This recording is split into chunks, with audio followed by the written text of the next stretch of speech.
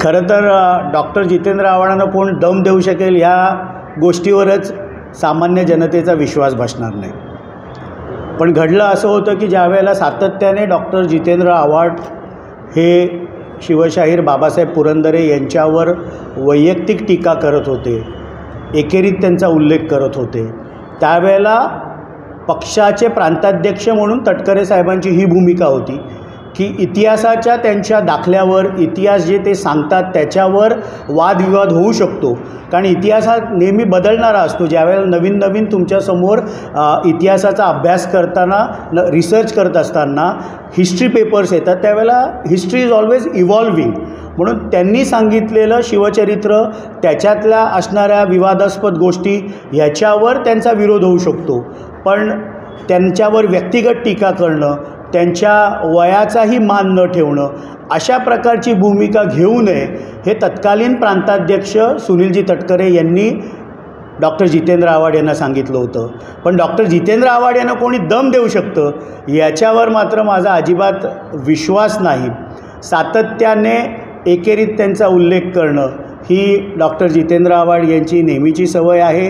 किंबहुना आपण यूट्यूबवर गेलात, ज्यावेळेला शिवशाहीर बाबासाहेब पुरंदरे यांचं दुःखद निधन झालं, आमच्या सगळ्यांचं श्रद्धास्थान शरदचंद्रजी पवार साहेब हे काय बोलले हे त्यांनी जरूर ऐकावं. पवारसाहेबांनी देखील त्यांच्याबद्दल बोलताना की सबंध महाराष्ट्राभर व्याख्यानं देऊन गडकिल्ल्यांबद्दल, छत्रपती शिवाजी महाराजांबद्दल पुढच्या पिढीपर्यंत तो इतिहास पोचवण्याचं काम हे शिवशाहीर बाबासाहेब पुरंदरेंनी केलं. ते जे इतिहास सांगत होते त्याच्यामध्ये काही मुद्दे हे वादग्रस्त असू शकतात, पण त्यांचं योगदान कोणीही नाकारू शकत नाही. अशा प्रकारची वक्तव्य आदरणीय शरदचंद्रजी पवारसाहेब यांनी शिवशाहीर बाबासाहेब पुरंदरेंना श्रद्धांजली वाहताना ते बोलले. हे यूट्यूबवर आहे आणि ते डॉक्टर जितेंद्र आव्हाडांनी परत परत बघावं.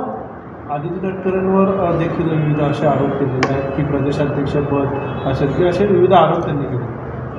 मला जेवढं आठवतं त्यावेळेला इतिहासामध्ये पहिल्यांदा 2017ची जिल्हा परिषदची ज्यावेळेला निवडणूक रायगडमध्ये झाली, त्यावेळेला प्रांताध्यक्ष माननीय सुनीलजी तटकरे असतील, आमदार सुरेशजी लाड असतील, शेकापचे नेते आमदार भाई पाटील, जयंतजी पाटील असतील, विवेकजी पाटील असतील, मीनाक्षी पाटील असतील, यांनी बसून स्थानिक पातळीवर राष्ट्रवादी आणि शेकापची युती झाली पाहिजे अशा प्रकारची तो त्यावेळेला युती झाली.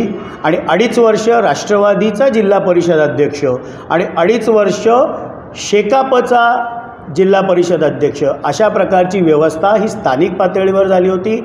राष्ट्रवादी पक्षाला अभिमान आहे जे काम आज अदितीताई तटकरे करतायत. महिला व बालकल्याण मंत्री म्हणून अत्यंत त्या संवेदनशील आहेत. त्यांनी आपला ठसा ज्यावेळेला त्या जिल्हा परिषदेच्या अध्यक्ष होत्या त्यावेळी कामातनं त्यांनी त्यांचा ठसा उमटवला. किंबहुना रायगडच्या पालकमंत्री होत्या आणि ज्यावेळेला नैसर्गिक आपदा रायगडवर आली त्यावेळेला सर्वात पहिले पोचणाऱ्या ह्या अदितीताई तटकरे होत्या आणि त्या कामातनं बोलतात, त्या मृदुभाषी आहेत, त्यामुळे ते त्यांच्या कर्तृत्वावर पुढे आलेले आहेत. डॉक्टर जितेंद्र आव्हाड साहेब यांनी इतिहासामध्ये PhD केलेली आहे आणि जसं आपण म्हणतो की history is always evolving and changing, तसं डॉक्टर जितेंद्र आव्हाड साहेब यांची देखील भूमिका ही कायम बदलत असते.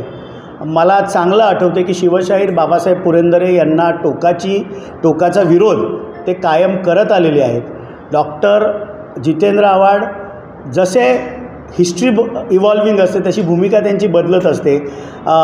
ज्या वेळेला संघर्षाच्या माध्यमातून किल्ले स्पर्धा ते भरवत होते त्यावेळेला एका वर्षी त्यांनी शिवशाहीर बाबासाहेब पुरंदरे यांना चीफ गेस्ट म्हणून बोलवलं होतं, त्यांचा सत्कार केला होता. आणि याचे साक्षीदार माझ्या मते तत्कालीन म्हणजे संदेश प्रभू आणि उदय मोरे यांना तर नक्की माहीत असेल, कारण ते सगळ्या स्पर्धा ते करत होते आणि त्याचं छायाचित्र देखील त्यांच्या ऑफिसमध्ये मिळेल. त्यामुळे करायचं एक, बोलायचं एक, हा त्यांचा स्थायी भाव आहे.